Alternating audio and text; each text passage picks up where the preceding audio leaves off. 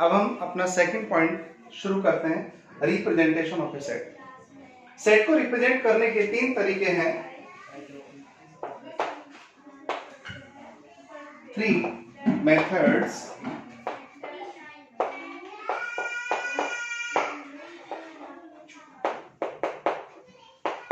To represent a set are.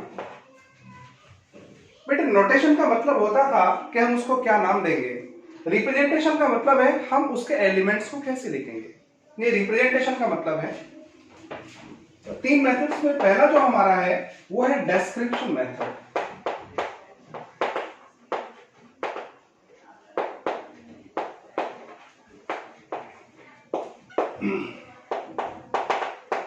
Second है हमारा roster method.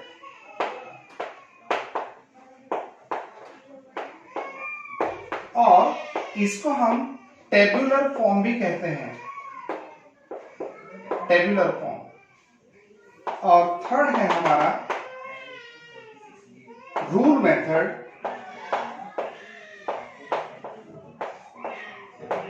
और इसका एक और नाम होता है set builder form. Actually description method जो होता है बच्चों, डिस्क्रिप्शन जो बनता है वो डिस्क्राइब से बनता है, किसी चीज को डिस्क्राइब करना यानी उसके बारे में विस्तार से बताना। तो डिस्क्रिप्शन मेथड को ही कुछ लोग ये दोनों रूल जो है ना इसी में कंबाइन कर देते हैं, यानी वो सिर्फ दो मेथड्स मानते हैं किसी भी सेट को रिप्रेजेंट करने के, एक रोस्टर मेथड और दूसरा रूल मेथड। लेकिन हम चलते हैं इनमें क्या फर्क है। तो सबसे पहले हम पढ़ेंगे डिस्क्रिप्शन मेथड क्या होता है। आपको डिस्क्रिप्शन मेथड में क्या करना है, ब्रेसेस यूज करना है और जो भी आप लेना चाहते हैं उसको एक सेंटेंस में लिख देना है। जैसे हमने कहा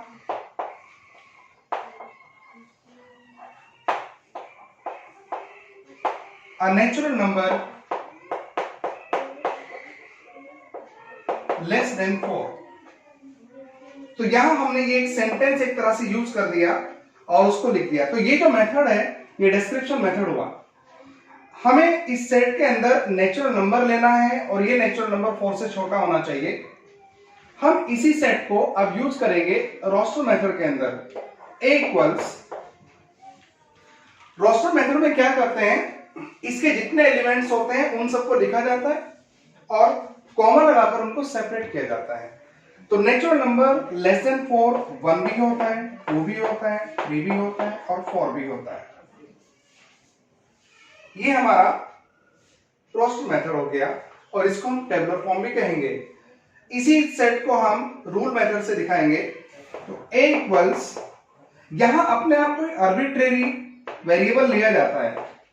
वेरिएबल तुम जानते हो बच्चों, दुनिया में कोई भी ऐसी चीज जो वेरी कर सकती है वो वेरिएबल होता है। फॉर एग्जांपल आपकी हाइट, बचपन से लेकर जब आप जवान होते हैं तो आपकी हाइट बढ़ती है आमतौर से। तो हाइट जो है ना वो समय के साथ साथ बदलती है यानी वेरी करती है। तो हाइट वेरिएबल का एग्जांपल है। ये जो फैन है ऊपर, इस फैन की स्पीड को हम बदल सकते हैं, रेगुलेटर का यूज करके हम इसकी स्पीड को कम या ज्यादा कर सकते हैं। तो स्पीड को बदला जा सकता है, तो स्पीड वेरिएबल हुआ। वैसे ही किसी प्लॉट की लेंथ ब्रेथ ये भी वेरिएबल होती हैं। आप अलग अलग प्लॉट्स लेंगे लेंथ के तो उनकी लेंथ और ब्रेथ अलग अलग हो सकती है। तो जो भी चीज वेरी करता है, जो भी चीज बदलता है उसे हम कहते हैं वेरिएबल। अब यहां बदलने से मतलब है कि डिफरेंट डिफरेंट सिचुएशंस के अंदर उसकी वैल्यूज अलग अलग हो सकती हैं और वेरिएबल को दिखाने के लिए हम स्मॉल लेटर्स का यूज आमतौर से करते हैं। तो हमने एक्स को यूज किया, उसके बाद ये जो दो डॉट्स हमने लगाए हैं इसका मतलब होता है सच दैट। मतलब हुआ ये जो हमारा सेट है इसके अंदर जो एलिमेंट्स हैं वो एलिमेंट्स x हैं। अब बता रहे हैं कि x क्या है, तो उसको लिखेंगे x बिलोंग्स टू n। ये मैंने आपको बताया था, x is present in n या x बिलोंग्स टू n। इसका मतलब हुआ x जो है वो नेचुरल नंबर के सेट में है, यानी 1 2 3 जो इससे पहले उसमें लिखवाया था। तो 1 2 3 4 5 एक्सेट्रा उनमें से आपको लेना है एंड। अब यहां x less than equal to 4 भी लिखा जा सकता है। ओह बच्चों यहां एक गलती हो गई, हमने लेस देन 4 कहा था, उसमें 4 नहीं आएगा, आई एम सो सॉरी। ये देखिए आप, हमने लेस देन 4 कहा तो वहां 4 नहीं आएगा, हमें 4 से छोटा लेना था तो 3 तक आएगा। x belongs to n and x is less than 4। अब आप इसको ब्रेसेस के अंदर या कर्ली ब्रैकेट के अंदर बंद करेंगे। बच्चों यहां एक मिस्टेक हो गया था, यहां मुझसे 4 लिखा गया था, 4 नहीं आएगा क्योंकि हमने लेस देन 4 लेना था। इसके अंदर सिर्फ 3 एलिमेंट्स आएंगे, 1 2 एंड 3।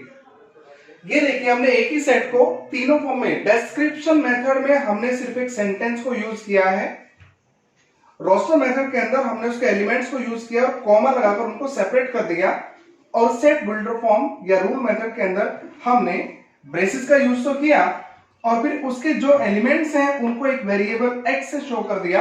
आप यहाँ y z जो चाहे लिख सकते हैं, स्मॉल लेटर का यूज करना है सच दैट अब इसकी जो क्वालिटी है वो बतानी है आपको कि x एक नेचुरल नंबर है और ये नेचुरल नंबर 4 से छोटा है। तो इस तरह से हमारा notation of a set clear हो जाता है, यानी सेट को हम क्या नाम देंगे, किस नाम से पुकारेंगे। तो उसमें हमने पढ़ा था कैपिटल लेटर्स का यूज करके लिखते हैं। रिप्रेजेंटेशन ऑफ ए सेट का मतलब होता है कि सेट के एलिमेंट्स को कैसे लिखा जाए। तो उसके 3 मेथड्स मैंने आपको बताए, डिस्क्रिप्शन मेथड, रोस्टर मेथड या फिर टेबुलर फॉर्म, और थर्ड है रूल मेथड और सेट बिल्डर फॉर्म। इन तीनों में क्या डिफरेंस है वो मैंने यहाँ लिख के दिखाया। एक एग्जांपल हमने खुद से लिया, हमने एक सेट लिया और उसको नोटेशन जो है उसका वो हमने ए यूज किया, एक सेंटेंस की फॉर्म में उसके एलिमेंट्स को लिख दिया। तो ये जब आप सेंटेंस का यूज करके लिखते हैं डिस्क्रिप्शन मेथड कहलाता है। उसके बाद हमने इसी सेट के एलिमेंट्स को सेपरेट कर दिया कॉमा लगाकर, ये आपका रोस्टर मेथड कहलाता है जिसको आप टेबुलर फॉर्म भी कहते हैं। और तीसरा हमने यूज किया है एक रूल को, ये जो आपका लास्ट वाला है ये सेट बिल्डर फॉर्म या फिर रूल मेथड कहलाता है। बच्चों एक और बात है, अब मैं आपको एक्सप्लेन कर रहा हूं लेकिन मुझे ये नहीं पता लगता है कि आप उस चीज को अच्छे से समझ पा रहे हैं कि नहीं। अगर आप उस पर कमेंट कर दें तो मेरे लिए और आसानी हो जाएगी। कई बार क्या होता है हम किसी चीज को एक्सप्लेन कर रहे हैं, वो आपको नहीं समझ आ रही है, तो अगर हमें पता लग जाए तो हम उसका मेथड बदल सकते हैं, उसे दूसरे तरीके से आपको समझा सकते हैं। अभी हम cardinal number of the set के बारे में जानेंगे।